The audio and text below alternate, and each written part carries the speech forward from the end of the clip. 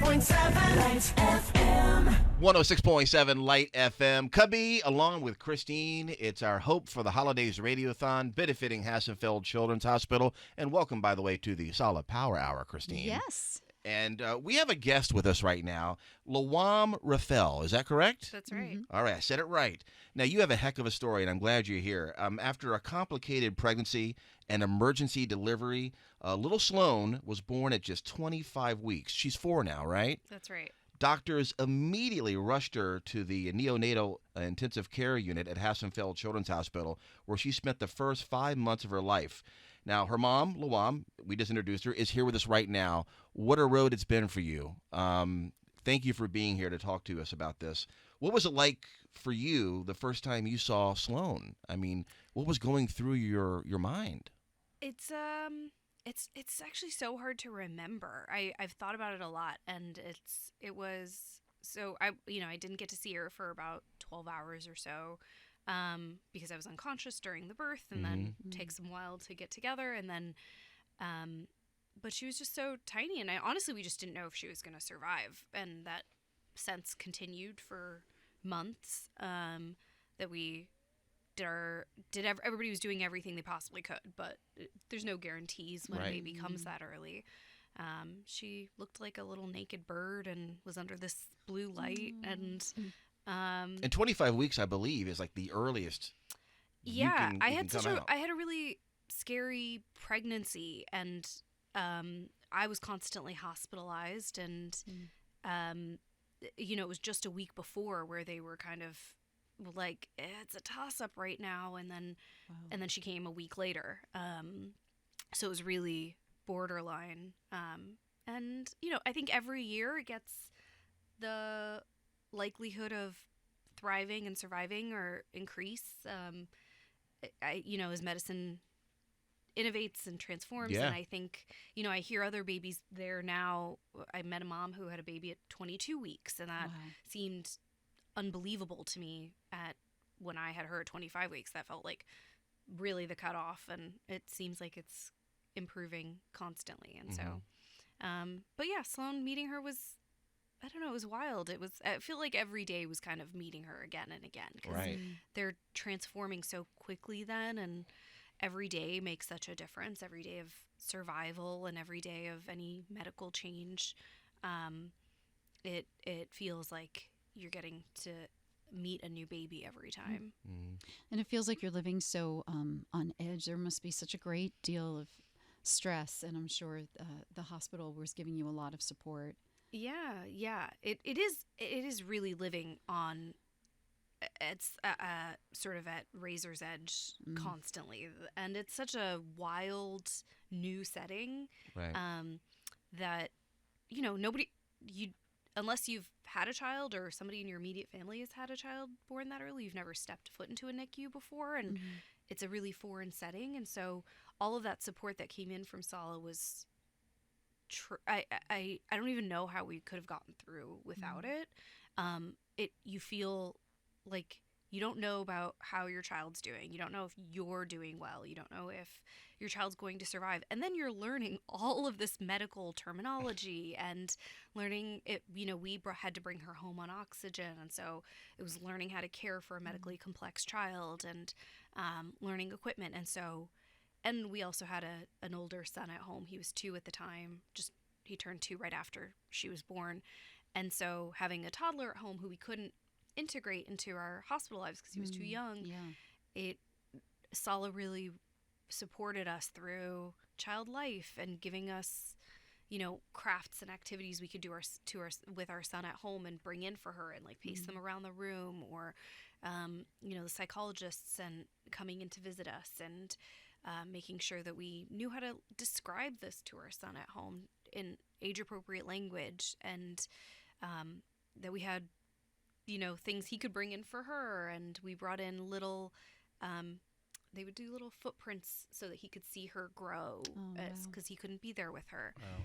So there were all sorts of little things like that meant so much to me in bringing our 2 kids together, because that was really one of the hardest parts, is feeling split between, you have to make the choice of which child you're dedicating to. Right. And my husband was a medical resident at the time, so he was working, 14-hour days every day of the week, and so it was really just me kind of going back and forth. And we have no family here. We were Wow. pretty much alone here, but it was, I just couldn't have gotten through that, and couldn't have gotten through it in like a sane way, and that our family's happy now and doing well without all of that support, and support that sort of matched where we were at every day. That they were constantly checking in and seeing what we needed. Now, before we talk Yeah. about, how thriving Sloan is right now, I want to get to that here. But after you left the hospital with Sloan, you joined the Sala Family Advisory Council. Now, what is that? People are wondering what that is, and how big of a help is that? Yeah, so the Family Advisory Council is there's the Family Advisory Council and the Youth Advisory Council. The Family Advisory Council that I'm a part of is a group of parents and I think a couple former patients that are now adults, whose kids have had some experience at Hassenfeld Children's Hospital, and we come back to partner and talk about what worked for us or what didn't, and brainstorm ideas with the medical staff, or have new initiatives kind of brought to us for family perspective beyond sort of the medical care of things that we give. I think it just shows how family centered the care is intended to be, and how dedicated the hospital is to that, by really keeping families. Like I've been able to participate at all levels, from doing nurse orientations and talking to them about how family partnership is really important, and partnering in medical simulations of events with med students and residents, so they get to practice how to work with families and how to communicate to families, and what is really helpful. And then even coming up with messaging for families, or placards, or how to inform families of like safety practices, and then how to do some of those things that are really scary, or how to, like we did a thing on resuscitation, and how to make sure families feel safe and supported when their child is in like a really scary acute situation. So I think it is sort of a full view of how families are integral to the medical care, and how respected that is at Hassenfeld, and that gives us an opportunity to sort of reflect on our experience and give real life examples of meaning making and impact.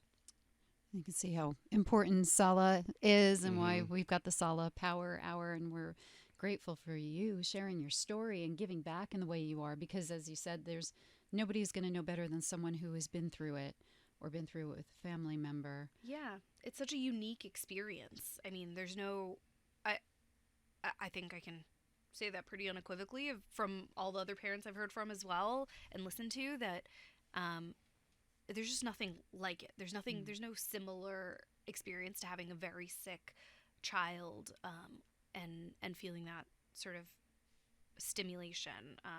So it's different, and the only way you can really describe what that's like is to have experienced it and to share that with others. And Sloan, at 4 years old, is doing how great? She's so good. She's she has little glasses, and they're so cute, and she's so spunky, and she does ballet, which she's obsessed with. Nice.